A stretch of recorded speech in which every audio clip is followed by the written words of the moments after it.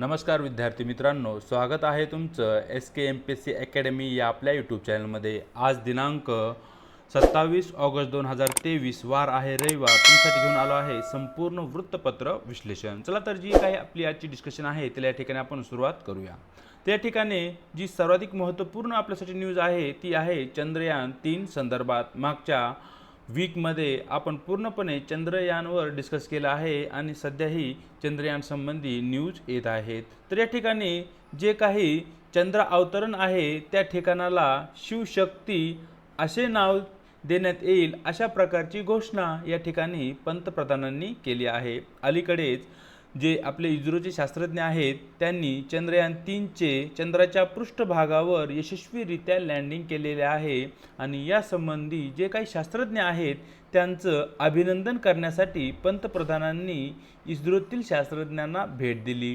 त्यावेळी ज्या दिवशी 23 ऑगस्ट रोजी जेव्हा विक्रम या लँडरने चंद्राच्या पृष्ठभागावर व्यवस्थितरित्या किंवा यशस्वीपणे जे लँडिंग केलं त्या दिवसाचे औचित्य साधून तो जो दिवस आहे त्याला आपण राष्ट्रीय अवकाश दिन म्हणून साजरे करणार आहोत अशा प्रकारची घोषणा त्या ठिकाणी पंतप्रधानांनी केली आहे। म्हणजे आता आपण 23 ऑगस्ट हा प्रत्येक दिवशी राष्ट्रीय अवकाश दिन म्हणून साजरा केला जाईल आणि चंद्राच्या ज्या पृष्ठभागावर विक्रम लँडरमधून प्रज्ञान हा जो रोवर आहे ज्या ठिकाणी अवतरला आहे ती जी जागा आहे त्या जागेला शिवशक्ती असे नाव देण्यात आले आहे। तशा प्रकारची घोषणा त्या ठिकाणी पंतप्रधानांनी केली आहे।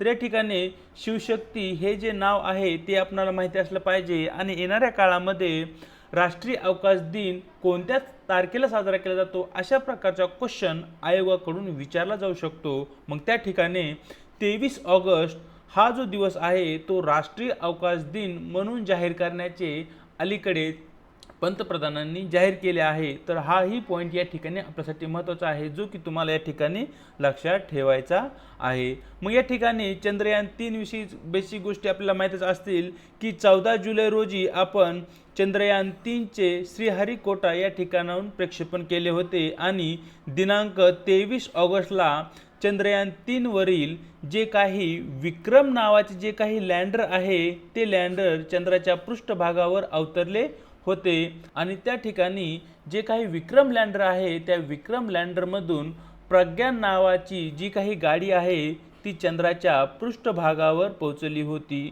मग अशा प्रकारचे एक बेसिक या ठिकाणी आपल्याला चंद्रयानविषयी माहिती असणं आवश्यक आहे। चलूया पुढच्या न्यूजकडे। जी पुढची न्यूज आहे स्टेट ऑफ इंडियन बर्ड्स जे काही रिपोर्ट आहे त्या रिपोर्ट संदर्भात आहे। अलीकडेच state of Indian birds report 2023 हा जो आहे तो प्रदर्शित झाला आहे आणि या अहवालामध्ये बऱ्याच गोष्टी या चिंतादायक असलेल्या या ठिकाणी आपल्याला दिसत आहेत। या ठिकाणी न्यूज अशी आहे माळढोक तनमोर पक्ष्यांच्या संख्येत लक्षणीय घट। म्हणजे जे काही माळढोक पक्षी आणि जे तनमोर पक्षी आहे यांच्या संख्येमध्ये मोठ्या प्रमाणावर घट झाली आहे। माळढोक तनमोर हे गवताळ प्रदेशामध्ये वास्तव्यास असणारे किंवा अधिवास असणारे पक्षी आहेत। मग यांच्या संख्येमध्ये जी घट झाली आहे त्यामागची जी कारणे आहेत ती कारणेही या ठिकाणी आपण पाहू शकतो। जे काही राजस्थान आहे राजस्थानमध्ये प्रामुख्याने माळढोक पक्ष्यांचा अधिवास आपल्याला दिसतो, परंतु राजस्थानमधील ज्या काही पवनचक्क्या आणि वीज वाहिन्या आहेत त्या वीज वाहिन्यामुळे या ठिकाणी माळढोक पक्ष्यांना धोका निर्माण झाला आहे। पवनचक्क्याची जी काही पाती आहेत त्या पात्यांसोबत धडक होऊन या ठिकाणी माळढोक पक्षी आणि त्याचप्रमाणे जे काही वीज वाहिन्या आहेत त्या वीज वाहिन्यामुळे या ठिकाणी मोठ्या प्रमाणावर माळढोक पक्ष्यांची जी काही संख्या आहे त्यामध्ये घट होत आहे। पुढे जर इन डिटेलमध्ये आपण चर्चा केली जो काही किनारपट्टीचा भाग आहे त्या किनारपट्टीच्या भागामधील जो काही अधिवास आहे त्या अधिवासामध्येही मोठ्या प्रमाणावर ऱ्हास होत आहे। त्याचप्रमाणे जमिनीच्या वापरामध्ये बदल होत आहे। म्हणजे जंगलाची जी काही जमीन आहे तिचा वापर शेतीसाठी किंवा जे काही विकास कामं आहेत मग रेल्वे असेल रस्ते बांधणी असेल धरण बांधणी असेल असे जे काही विकास कामं आहेत त्या विकास कामाच्या उपक्रमामुळेही मोठ्या प्रमाणावर माळढोक पक्षी आणि जे इतर पक्षी आहेत त्यांचा अधिवास या ठिकाणी संकटात आलेला आहे। परिणामी या ठिकाणी त्यांचा अधिवास संकटात आला आहे, त्यामुळे जे काही पक्षी आहेत त्यांच्या संख्येमध्येही मोठ्या प्रमाणे घट होत आहे। पुढे जे अधिक कारणांची या ठिकाणी चर्चा केली आहे त्यामध्ये नदीचा मार्ग अडवणे म्हणजे नदीवर धरण बांधणी करणे, जे काही व्यावसायिक जलसंवर्धन आहे तेही या ठिकाणी मुख्य कारण आहे, आणि अपारंपरिक मीठ उत्पादन आणि जे काही पक्ष्यांच्या शिकारी आजही आपल्याकडे केले जातात, ही अशी काही कारणे या ठिकाणी आहेत की ज्यामुळे माळढोक, तनमोर आणि जे काही इतर पक्षी आहेत त्यांच्या संख्येमध्ये मोठ्या प्रमाणावर घट होत आहे। आणि अशा प्रकारचा अहवाल या ठिकाणी स्टेट ऑफ इंडियन बर्ड 2023ने जाहीर केलेला आहे। तर या ठिकाणी जे अहवाल आहे त्या अहवालामध्ये सर्वसाधारणपणे जी पक्ष्यांची संख्या आहे आपल्या देशामध्ये तिच्यामध्ये मोठ्या प्रमाणावर घट होत आहे, हा एक निष्कर्ष या ठिकाणी स्टेट ऑफ इंडियन बर्ड 2023 जो काही अहवाल आहे त्या अहवालातून समोर आला आहे।